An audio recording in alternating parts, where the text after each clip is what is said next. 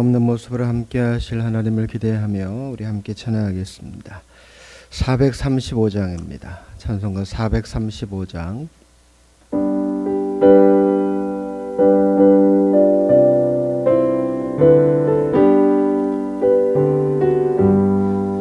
나의 영원하신 기업 생명보다 귀하다. 나의 갈 길 나가도록 나와 동행하소서. 주께로 가까이 주께로 가오니 나의 갈 길 나가도록 나와 동행하소서. 세상 복이 아니람과 모든 명예 버리고 험한 길을 가는 동안 나와 동행하소서. 주께로 가까이 주께로 가오니 나의 갈 길 나가도록 나와 동행하소서. 어두운 골짝 지나가며 험한 바다 건너서 천국 문에 이르도록 나와 동행하소서. 주께로 가까이 주께로 가오니 나의 갈 길 나가도록 나와 동행하소서.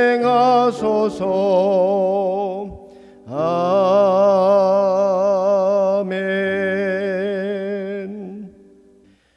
사도신경으로 우리 신앙을 고백하겠습니다. 나는 전능하신 아버지 하나님 천지의 창조주를 믿습니다. 나는 그의 유일하신 아들 우리 주 예수 그리스도를 믿습니다.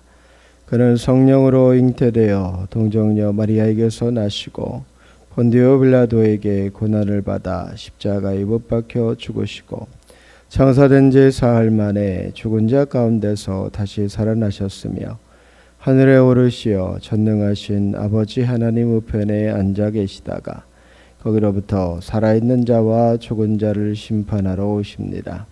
나는 성령을 믿으며 거룩한 공교회와 성도의 교제와 죄를 용서받는 것과 몸의 부활과 영생을 믿습니다. 아멘. 신약성경 20쪽 마태복음 13장 1절부터 23절까지의 말씀입니다. 그날 예수께서 집에서 나가사 바닷가에 앉으심에 큰 무리가 그에게로 모여들거늘 예수께서 배에 올라가 앉으시고 온 무리는 해변에 서 있더니 예수께서 비유로 여러 가지를 그들에게 말씀하여 이르시되 씨를 뿌리는 자가 뿌리러 나가서 뿌릴새 덜어는 길가에 떨어짐에 새들이 와서 먹었고 덜어는 흙이 얕은 돌밭에 떨어짐에 흙이 깊지 아니하므로 곧 싹이 나오나 해가 돋은 후에 타서 뿌리가 없으므로 말랐고 덜어는 가시떨기 위에 떨어짐에 가시가 자라서 기운을 막았고 덜어는 좋은 땅에 떨어짐에 어떤 것은 100배 어떤 것은 60배 어떤 것은 30배의 결실을 하였느니라. 귀 있는 자는 들으라 하시니라. 제자들이 예수께 나와 이르되 어찌하여 그들에게 비유로 말씀하시나이까? 대답하여 이르시되 천국의 비밀을 아는 것이 너희에게는 허락되었으나 그들에게는 아니 되었나니 무릇 있는 자는 받아 넉넉하게 되되 없는 자는 그 있는 것도 빼앗기리라. 그러므로 내가 그들에게 비유로 말하는 것은 그들이 보아도 보지 못하며 들어도 듣지 못하며 깨닫지 못함이니라. 이사야의 예언이 그들에게 이루어졌으니 일렀으되 너희가 듣기는 들어도 깨닫지 못할 것이요 보기는 보아도 알지 못하리라.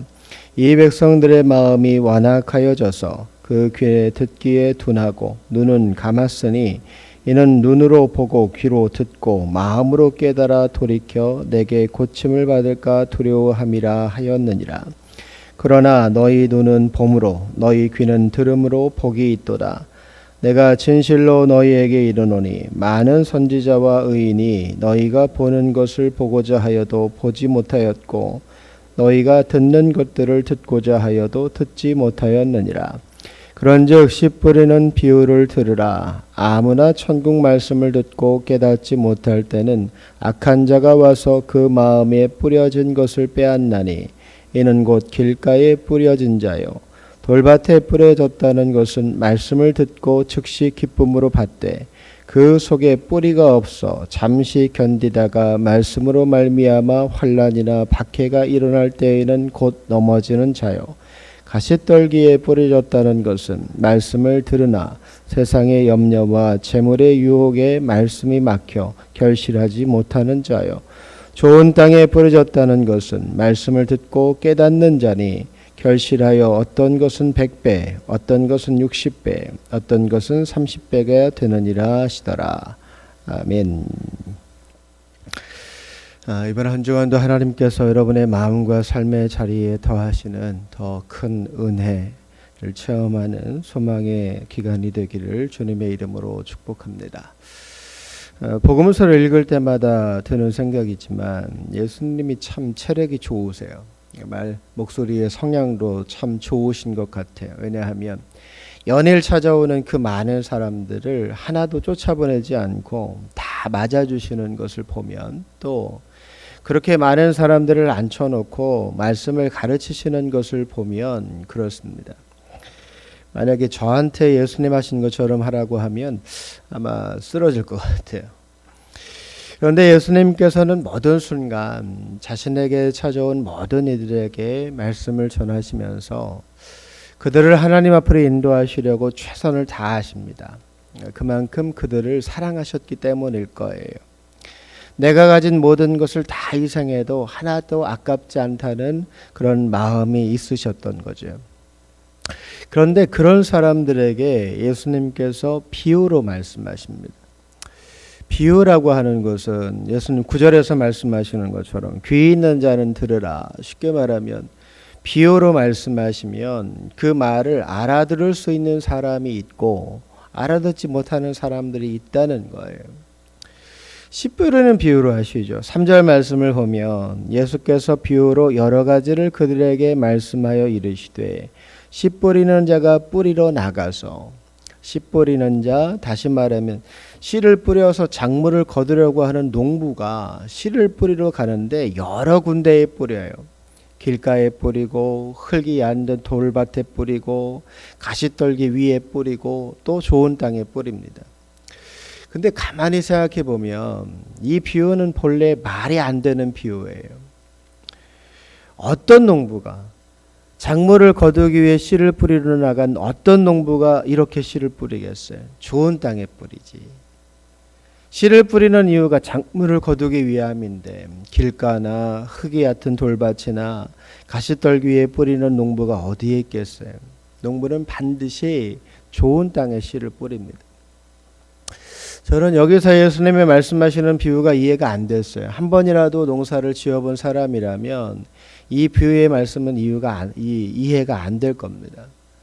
씨 뿌리는 농부의 마음은 다 똑같으니까요. 그래서 이제 예수님의 말씀을 설명을 차분하게 되새겨 보면 씨 뿌리는 자가 뿌리러 나가서 뿌릴세. 지금 예수님의 비유 속에서 씨를 뿌리는 자는 이곳에 뿌리면 어떻게 되고 저곳에 뿌리면 어떻게 될까를 살피는 농부가 아니라 관찰자에 가까워요. 이곳저곳에 한번 씨를 뿌려보는 거예요. 그리고 나중에 가장 잘 되는 곳에 씨를 뿌리려고 하는 마음을 가지고 있는 거죠. 그래서 예수님의 비유를 생각해 보면 제자들에게 하시는 비유의 의미를 풀어주시는 말씀을 이렇게 들어보면 이 비유에는 목적이 있습니다. 13절 한번 같이 읽어보겠습니다. 13절입니다. 시작. 그러므로 내가 그들에게 비유로 말하는 것은 그들이 보아도 보지 못하며 들어도 듣지 못하며 깨닫지 못함이니라. 제 아들은 그동안 예수님께서 말씀하실 때와 오늘 말씀하시는 게 너무 다르니까 이해가 안 됐던 거예요. 아니, 예수님 왜 이렇게 말씀하시지? 이렇게 말씀하시는 분이 아닌데, 누구나 들으면 쉽게 이해할 수 있도록 항상 듣는 사람을 배려해서 말씀하시는 분인데, 아니, 오늘은 왜 이렇게 말씀하실까? 그에 대한 예수님의 대답이 13절 말씀인데, 그들이 보아도 보지 못하며 들어도 듣지 못하며 깨닫지 못함이니라. 왜 이들이 보아도 보지 못하고 들어도 듣지 못하는가? 15절 말씀을 보면 이 백성의 마음이 완악하여져서 그 귀는 듣기에 둔하고 눈은 감았으니 이는 눈으로 보고 귀로 듣고 마음으로 깨달아 돌이켜 내게 고침을 받을까 두려워합니다. 이 백성의 마음이 완악하여져서 11절의 말씀처럼 천국의 비유를 아직은 모든 이들에게 알릴 수 없는 이유도 있지만 듣는 이들의 마음이 완악하여져서 들어도 듣지 못하고 깨닫지 못하는 것이기에 비유로 말씀하신 거예요. 그렇다면 우리가 이렇게 반문할 수 있어요. 예수님께. 아니, 그러면 뭐하러 말씀하세요? 어차피 못 알아들을 테고 깨닫지 못할 텐데 뭐하러 시간 낭비하시고 이 힘을 낭비하십니까? 9절 말씀에 그렇게 말씀하시죠. 귀 있는 자는 들으라. 그러니까 그 가운데에서도 알아듣는 이가 있다는 거예요. 이 시대의 신앙을 대표하는 대표적인 인물들이 바리새인과 서기관들입니다. 여러분 아시는 것처럼 그들은 무엇보다 율법을 중하게 여겼어요. 율법을 지키는 것이 하나님의 말씀을 지켜 행하는 것이라고 믿었고 그것을 자기들의 자랑거리로 여기며 살았습니다.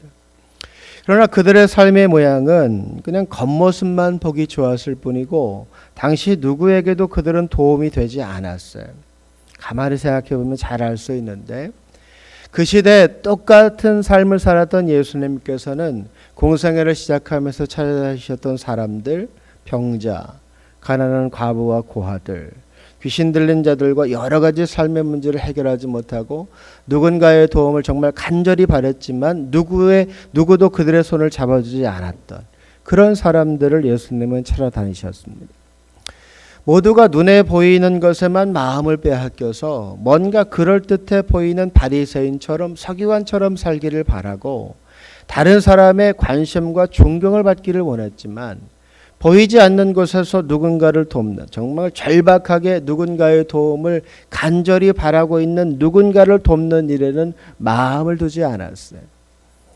말 그대로 15절의 말씀처럼 이 백성의 마음이 완악하여서 진리의 말씀을 듣기는 들어도 깨닫지를 못한 겁니다. 가만히 생각해 보세요. 길가에 뿌려졌다는 것, 돌밭에 뿌려졌다는 것, 가시떨기에 뿌려졌다는 것, 좋은 땅에 뿌려졌다는 것. 가만히 생각해 보면 우리는 우리 스스로를 좋은 밭에 뿌려진 씨앗이라고 믿어요. 우리 자신을 그렇게 평가해요. 그렇다면 여기서 한 가지 살펴봐야 되는 것은 지금 내가 100배, 60배, 30배의 열매를 내고 있는가의 문제예요. 그런가요? 아니면 말씀을 들어도 깨달아지는 것이 없어서 삶이 변하지 않고 있는 것은 아닌가?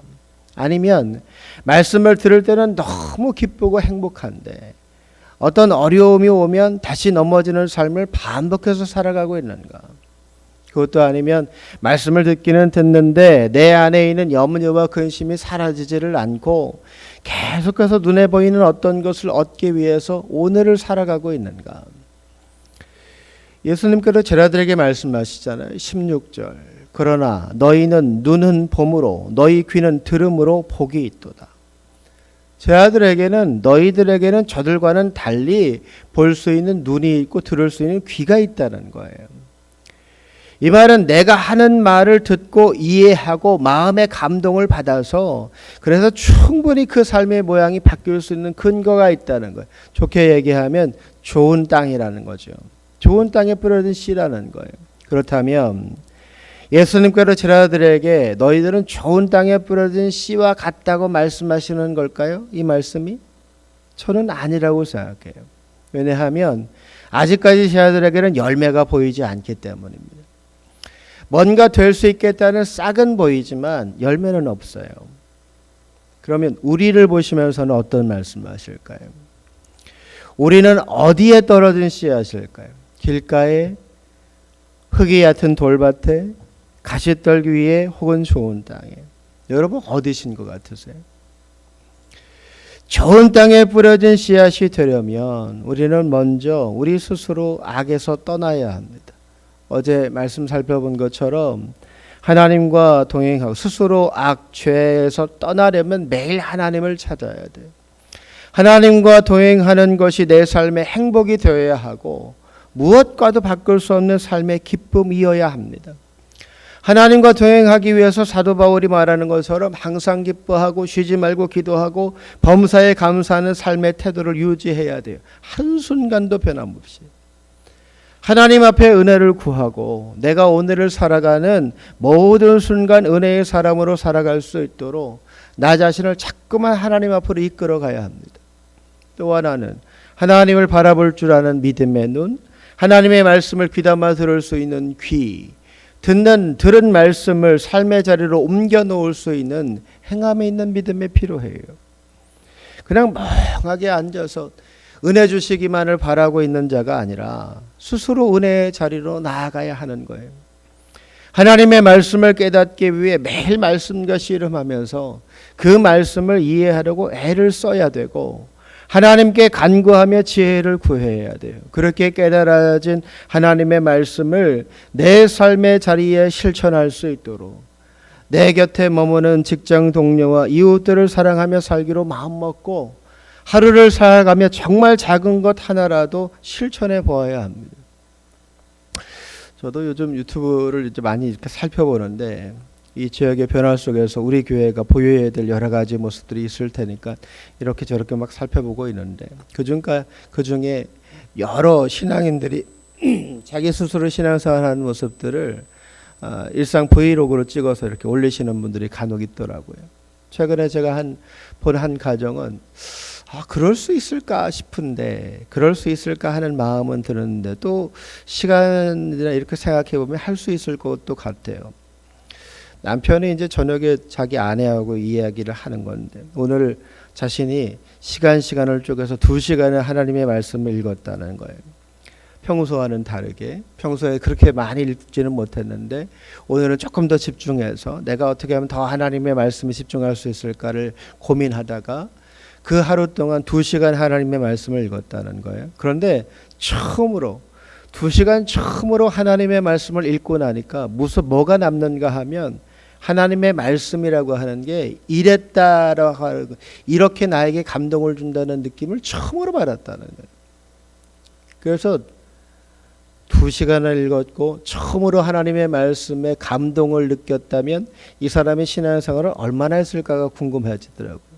그래서 한번 계속해서 그분이 올린 동영상을 찾아봤더니 꽤 됐어요. 20년이 넘었어요. 20년 동안 하나님의 말씀을 읽어왔을 거 아니에요. 그런데 처음으로 하나님의 말씀이 내 안에 감동이 되었다라고 하는 말. 그 말이 우리의 현실인 거예요. 여러분 솔직히 우리가 하나님 앞에 이야기하면 내가 하루 종일 자는 시간 빼놓고 대략 한 18시간, 16시간 우리가 살아갈 텐데 하루의 시간을. 그렇다면 그 16시간의 시간 속에 얼마나 하나님의 말씀을 읽고 그 말씀을 붙잡고 기도하고 있을까요? 제가 그래도 가만히 생각해 보면 신학대학원 다닐 때가 제일 그래도 많이 했던 것 같은데 이렇게 돌아봐도 기껏해야 4시간이 채 안 돼요. 여러분 하루라고 하는 시간을 가만히 생각해 보면 우리 스스로 나는 좋은 땅이야 자부할 게 먼저가 아니라 내가 좋은 땅인가를 돌아봐야 되죠. 내가 좋은 땅인가. 저도 농사를 좀 제법 지어봤는데 한 8년 농사를 지어보면서 깨닫게 되는 건 좋은 땅이 될 수 있는 건 농부의 그만큼의 수고가 필요해요. 내가 그만큼 내 스스로의 이 신앙을 더 자라나게 하기 위해서 얼마만큼 노력하고 있는가를 잘 살펴보고 돌아봐야 돼요. 근데 제 눈에는 여러분 모두는 좋은 땅에 뿌려진 씨앗, 그래서 100배, 60배, 30배의 열매를 거둘 수 있는 충분한 영적인 자질을 가지고 계세요. 제가 왜 무슨 근거로 이렇게 말을 하냐? 제자들도 그랬으니까요. 예수님께서 부르신 12명의 제자 가운데 완전히 스스로 무너진 가룟 유다를 제외하고는 11명 제자 모두가 수많은 열매를 맺는 좋은 씨앗이 돼요. 부활하심의 은혜를 체험하고 난 이후에, 성령 충만의 은혜를 경험하고 난 이후에 비로소 그들 스스로 있어야 될 자리가 어디인지, 그리고 스스로 자기의 사명을 감당하려고 애쓸 때, 그 사명을 깨달았을 때 그렇게 되더라고요. 그리고 그때부터 스스로 그렇게 살기를 다짐하고 그렇게 살려고 애를 써요. 순고하여 그 일을 이루게 될 때까지. 그러니까 이 자리에 있는 여러분 모두도 충분합니다. 하나도 모자라지 않아요. 지금 당장 나를 통해 열매가 맺혀지지 못하고 있다고 해서 실망할 게 아니라, 하나님의 은혜가 나에게 더해져서 이루게 될 그때를 기대하고 기도하며 은혜를 구하고, 어제 하지 못했다고 해서 낙심할 게 아니라 오늘 다시 도전하면 되는 거예요. 하나님께서 이루실 거예요. 잘 생각해 보세요. 내가 지금 이 자리를 지키고 있는 이유, 내가 지금 이 자리에서 나와서 기도하고 있는 이유, 내 나이와 개인적인 상황과 주어진 현실과 전혀 상관없이 하나님께서 날 사용하시고 날 통해 무엇인가를 하시기 위해서 날 이 자리에, 이곳에 머물게 하신 것 아니겠어요? 그러면 구해야 되죠. 하나님께서 날 통해 이루시기를 구해야 되는 거예요. 이것저것 내가 가진 인생의 경험과 재력과 관계를 우선하지를 말고, 날 통해 하나님 일하시려고 마음 먹으셨다면 이루실 것이라고 기대하면서 날마다 하나님의 은혜를 구하고 그 선하신 뜻을 이루기 위해서 애를 써야 합니다. 여러분, 앞으로 우리의 교회가 어떤 일을 할 수 있을까? 무슨 일을 감당할 수 있을까? 생각해 보면 할 수 있는 일이 너무 많아요. 해야 되는 일도 많고 할 수 있는 일들도 무지 많지만, 엄청 많지만, 전라도 말대로 겁나게 많지만, 우리가 그동안 그걸 몰라서 못했겠어요? 그거에 대한 부담이 없어서 못했을까요? 아니요. 하고자 하지 않았기 때문에 못하는 거예요. 그래서 여러분, 오늘이 기회인 거예요. 오늘을 살아가는 시간이 여러분에게 주어진 내 인생의 최선의 기회가 오늘인 거예요. 그러니까 오늘 이 아침에 여러분의 마음을 하나님 앞에 드리면서, 하나님, 내가 좋은 땅에 심겨진 씨앗 되기를 바라는데, 그래서 하나님을 찾고 하나님을 의지하고 내가 오늘 하루 살아가면서 항상 기뻐하고 쉬지 말고 기도하고 범사에 감사하는 삶을 살기를 원하는데, 그러니까 하나님 나에게 은혜를 주세요. 내가 하나님만 붙잡고 오늘을 살아갈 수 있도록, 어떤 상황에도 사람의 말에 내 마음을 빼앗기지 않고 하나님의 부르심과 말씀에 순종해서 오늘을 살아갈 수 있도록 하나님 나에게 은혜를 주세요. 그럴 때 하나님께서 여러분의 인생을 통치하시고 여러분의 인생에 가장 선한 것을 더해 주실 줄로 믿습니다. 오늘 하루 여러분 모두의 삶이 그와 같아서 하나님께서 여러분과 동행하심을 깨달을 수 있는, 또 더 깊은 은혜와 사랑을 체험하는 믿음의 하루 살아가실 수 있기를 주님의 이름으로 축복합니다. 우리 함께 기도하겠습니다. 하나님, 이 아침에도 우리를 깨우시고 하나님 앞으로 부르시며 인도하셔서 기도하게 하심을 감사합니다. 하나님, 이 아침에도 노아와 같이 은혜를 구합니다. 하나님께서 은혜를 입은 자로, 하나님께 은혜를 입은 자로 오늘을 살아갈 수 있도록 항상 기뻐하며 쉬지 말고 기도하고 범사에 감사하며 행함이 있는 믿음으로 하나님의 자녀됨을 살아가는 삶의 자리에 증명해낼 수 있는 저희 모두가 되게 하여 주옵소서. 하나님, 이 아침 우리가 마음 먹기는 우리의 귓가에 들려오는 누구 사람의 이야기가 아니라 하나님 우리의 마음에 감동하시는 그 하나님의 마음과 하나님의 말씀과 부르심에 순종하여 오늘을 살아갈 수 있기를 소원합니다. 어떤 순간에도 흔들리지 않고 염려하며 두려워 떨지 않고 믿음의 중심을 바로 세워 100배, 60배, 30배의 결실을 거두어가는 귀 있는 자의 삶을 살아가는, 들어도 하나님의 말씀을 깨닫고 그 말씀을 실천하며 살아가는 믿음의 삶을 살게 하여 주옵소서. 이 아침 간구하여 기도할 때 우리에게도 앞을 볼 수 있는 영적인 눈을 더하여 주시며 들을 수 있는 귀, 깨달을 수 있는 심령을 더해 주셔서 하나님의 말씀을 마음껏 실천하며 그 하나님의 은혜를 드러내며 오늘을 살아가는 저희 모두가 되게 하여 주옵소서. 이 아침 우리와 함께 하시며 우리의 삶의 자리에 은혜를 더하시기를 소원하며 거룩하신 예수님의 이름으로 기도드립니다. 아멘. 하늘에 계신 우리 아버지, 아버지의 이름을 거룩하게 하시며 아버지의 나라가 오게 하시며 아버지의 뜻이 하늘에서와 같이 땅에서도 이루어지게 하소서. 오늘 우리에게 일용할 양식을 주시고 우리가 우리에게 잘못한 사람을 용서하여 준 것 같이 우리 죄를 용서해 주시고 우리를 시험에 빠지지 않게 하시고 악에서 구하소서. 나라와 권능과 영광이 영원히 아버지의 것입니다. 아멘. 이 아침 함께 기도하실 때 하나님 오늘도 우리에게 은혜 주셔서 저 어두운 세상 속에 살면서도 낙심하지 않고 우리의 길을 인도하실 그 하나님의 이끄심 속에 오늘을 살아가는 저희 모두가 되게 하여 주옵소서.